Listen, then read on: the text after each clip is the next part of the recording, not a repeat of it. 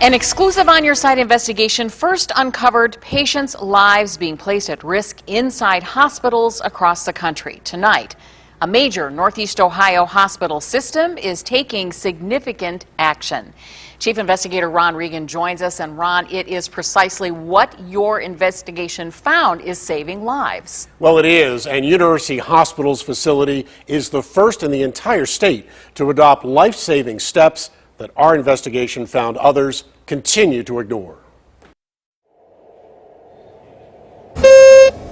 An alarm went off. I heard an alarm, and it woke me up. Mark Meyer was in his hospital room, recovering from successful surgery. I was so relaxed then that I can see how someone can slip away.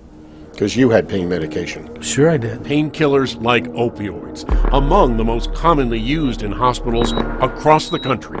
But our investigation found they can slow breathing to critical levels, causing catastrophic results, including brain injury and death, affecting as many as 50,000 patients over the last 10 years. But in Mark's room, this alarm alerted doctors and nurses before potentially finding him dead in bed. It's how hospitals describe healthy patients on floors judged to have the lowest risk, dying suddenly and unexpectedly. And we found most hospitals fail to continuously monitor patients. I think we need to do this to everyone. It's very important that people are monitored in this way. This is saving lives, you have no doubt.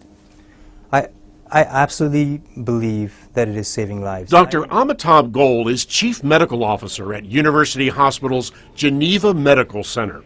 A near miss with another patient. One of the nurses happened to go by and go into her room and noticed that she was blue. She was like cyanotic and she was gasping for air. Convinced him. I vowed from that time, our team, we said we have to never let that happen again. We see the patient's oxygen level, their heart rate, and their respiratory rate. Thomas Knowles heads up respiratory therapy here, where continuous monitoring for all surgical patients is now routine in every room. We apply a sensor to the finger for the first two parameters and a second sensor to the neck, and we actually listen to airflow. It can also be worn on a patient's arm. A series of escalating alarms are sent directly to nurses and supervisors.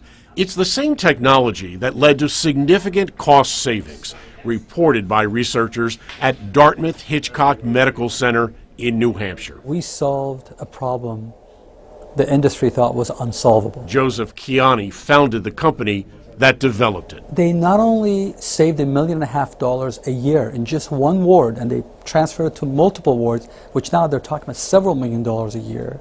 But they haven't had dead in bed since 2007. And it's technology the entire University Hospital system is now considering using at facilities across Northeast Ohio. We'll do everything we can to protect our patients. One life saved, it matters. It matters more than anything. The way that the anesthesia and the opioids, the way they slow your respiration down, it's just a very, very crucial thing. What is your message to hospitals across the country? You owe it to that patient to make sure that you monitor that airway, because you cannot predict necessarily what's going to happen. And next month, University Hospitals will expand this type of monitoring at its Conneaut facility. But so far, it stands alone.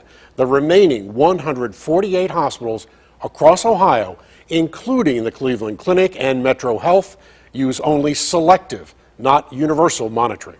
I'm Chief Investigator Ron Regan.